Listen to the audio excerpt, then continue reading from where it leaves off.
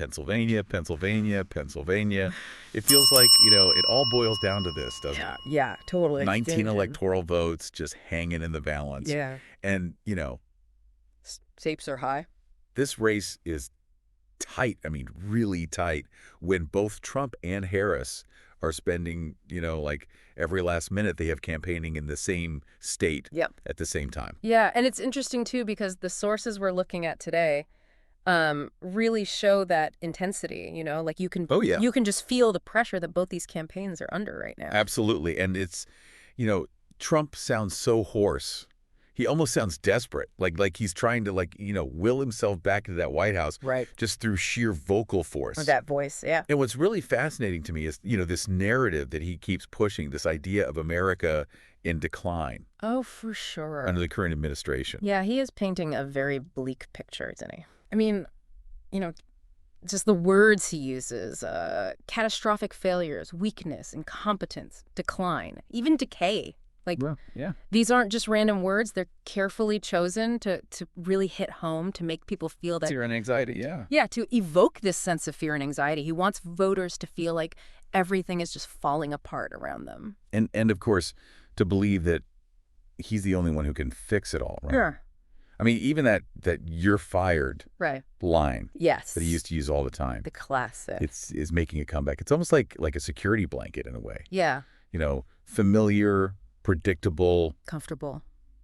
Do you think, do you really think it resonates with, anyone beyond, his base at this point? I mean, that's the question, isn't it? It's a good question. I mean, nostalgia, familiarity, that can be super powerful, It can, yeah. especially in these times of uncertainty. And that catchphrase, it reminds people of a time when things maybe felt simpler, or when decisions felt a bit more clear-cut.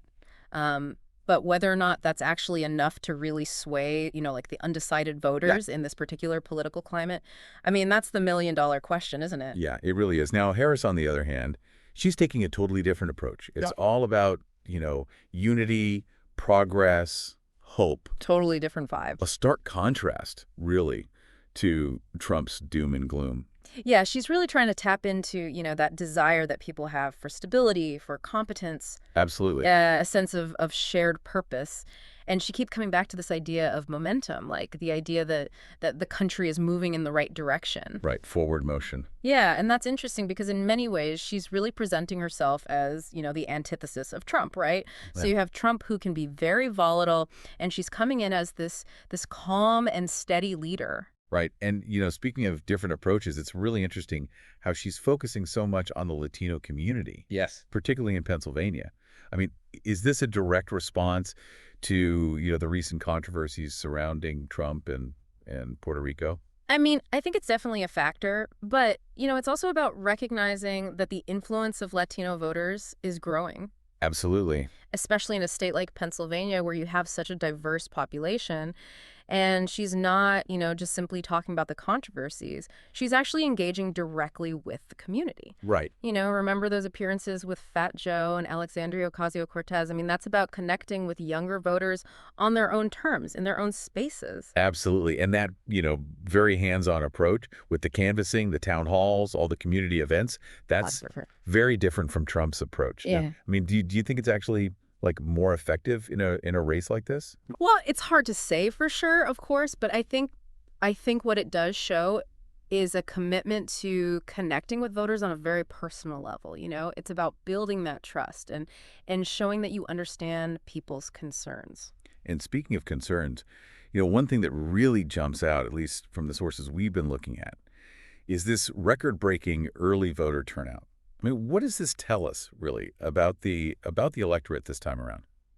Well, it says to me that people are engaged, they're motivated, they're clearly invested in this election. They want their voices heard. They do, but what are they saying? I mean, Trump's base, they're obviously very worried about, things like border security and crime. He plays on those fears a lot. But what about Harris's supporters?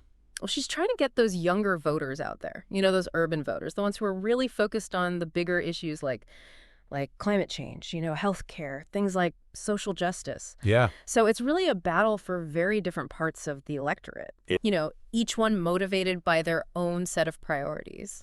And we can't forget about just the historical significance of this whole election. I mean, for Trump, this is his chance to kind of like defy all the odds and come back. It's a comeback story. Yeah, comeback story, exactly, and return to power even after, being indicted. And for Harris, this is huge. It's a potential breakthrough moment. She could shatter that glass ceiling. Unprecedented. Yeah, that has stood for, literally centuries. Yeah, the stakes couldn't be higher for both of them, and honestly for the country as a whole. Whatever happens with this election, the outcome, it's going to have a huge impact for years and years to come. Absolutely. So as you're watching the results come in, over the next few days, just keep this in mind. What does, Pennsylvania being this crucial battleground, what does that really tell us about where we are, politically right now? How are these two very different styles of campaigning? How are they connecting with voters in Pennsylvania? And how might those same styles, be mirrored in other parts of the country as well? This isn't just about, who wins and who loses. It's about trying to understand the forces that are shaping our democracy and the choices we make as citizens. Well said. That's it for this deep dive. We'll see you next time. See you later.